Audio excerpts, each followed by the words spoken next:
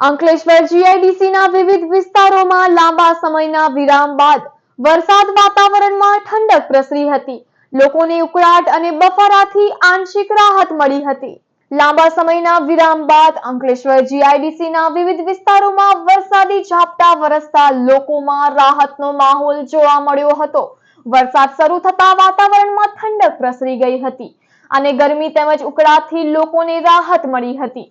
વરસાદને પગલે જીઆઈડીસીના અનેક વિસ્તારોમાં રસ્તાઓ ભીના બન્યા હતા.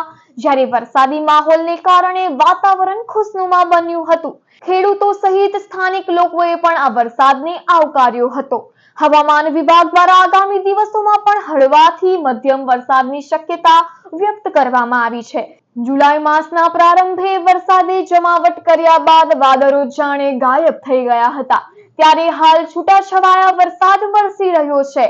આ માસના અંતિમ દિવસોમાં ફરી મેઘરાજા ધોધમાર વરસશે એવી આગાહી હવામાન વિભાગ દ્વારા કરવામાં આવી છે.